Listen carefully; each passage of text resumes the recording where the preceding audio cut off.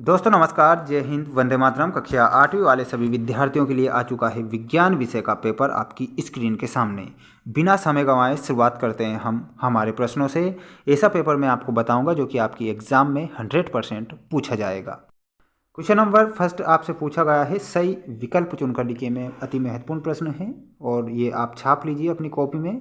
जीवों की उत्तरजीविता में निरंतरता बनाने के लिए जनन का विशेष महत्व है, निम्न में से कौन सी विशिष्टता नहीं है।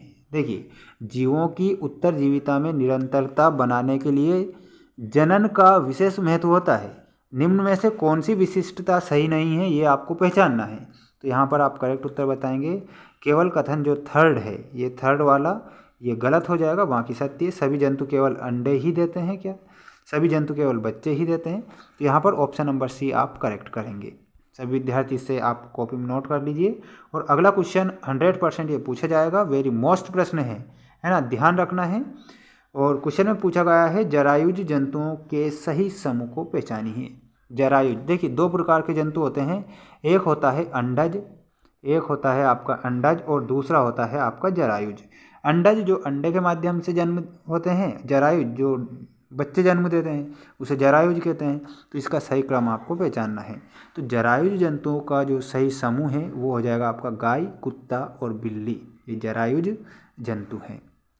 अगला क्वेश्चन दिया गया है और ये इतना महत्वपूर्ण नहीं है, थर्ड वाला इसे छोड़िए। अगला जो क्वेश्चन है महत्वपूर्ण है और इसे आप याद रखेंगे। क्वेश्चन में दिया गया है, बूझों ने एक पोखर देखा है, गड्ढा तालाब जैसा रहता है, पोखर में कुछ अंडे देखे जो कवच से ढके नहीं थे, बहुत कोमल व जेली की एक परत के साथ थे। ये अंडे किस जानवर के थे? तो देखिए, किससे कोमल व जेली की एक परत से के साथ ढके थे, साथ थे। तो ये अंडे हैं किसके हैं, किस जानवर के हैं? तो यहाँ पर फोर्थ में आप बताएंगे वो हैं मेंढक के। किसके अंडे हैं? मेंढक के। परखनली शिशु का विकास कहाँ पर होता है? ये गलत है, परखनली में कभी मत बता देना। देखिए, परखनली शिशु का जो विकास होता है मादा के शरीर में होता है। हम आपके लिए इतनी मेहनत कर रहे हैं, है ना, इतने सिर दुखा रहे हैं, तो इतना तो आपका फ़र्ज़ बनता है कि वीडियो को जल्दी से लाइक कर दीजिए, चैनल को भी सब्सक्राइब कर लीजिए, है ना। इतना आपका ज़रूर फ़र्ज़ बनता है ना। अगर हम आपके लिए मेहनत कर रहे हैं तो मेहनत बहुत लगती है ये चीज़ें बताने में, इसलिए ध्यान रखना है, चैनल को जरूर सब्सक्राइब करना है। इस प्रकार का जनन जिसमें नर तथा मादा युग्मक का संलयन होता है जनन कहलाता है। देखिए, किस प्रकार का जनन जिसमें नर तथा मादा युग्मक का संलयन होता है वो किस प्रकार का जनन कहलाता है? वो लैंगिक जनन कहलाता है। यहाँ पर आप लिखेंगे लैंगिक जनन। ठीक, आप देख सकते हैं ऑप्शन भी है आपकी स्क्रीन के सामने, लैंगिक जनन। द्विखंडन द्वारा जनन होता है तो ये होता है अमीबा में। किस में होता है? अमीबा। तो यहाँ पर आपको अमीबा करेक्ट करना है, ये अमीबा। अगला क्वेश्चन है, वे जंतु जो सीधे ही शिशु को जन्म देते हैं जंतु कहलाते हैं, वो जरायुज जंतु रहते हैं। डायरेक्ट शिशु को जन्म देते हैं जरायुज, और जो अंडे देते हैं वो अंडज होते हैं, ये याद रखना है। युग्मकों के संलयन की प्रक्रिया क्या कहलाती है? युग्मकों के संलयन की प्रक्रिया क्या कहलाती है? वो कहलाती है निषेचन।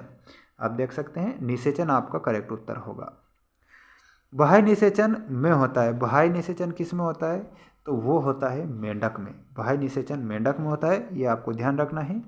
अति महत्वपूर्ण प्रश्न थे जो कि मैंने आपको, ये तीसरा सेट है हमारा, फोर्थ सेट बहुत ही जल्द आने वाला है। 4 सेट के माध्यम से सारे के सारे प्रश्न बता दिए जाएंगे और 100% वेरी मोस्ट प्रश्न ही बताए जाएंगे जो कि आपकी एग्ज़ाम में पूछे जाएंगे। किसी भी प्रकार से आपको वायरल या रियल पेपर के चक्कर में नहीं पड़ना है। हमारे द्वारा जो पेपर बताए जाते हैं सिलेबस के आधार पर बताए जाते हैं और वही प्रश्न आपकी एग्ज़ाम में आपको देखने को मिलेंगे। जय हिंद, जय भारत।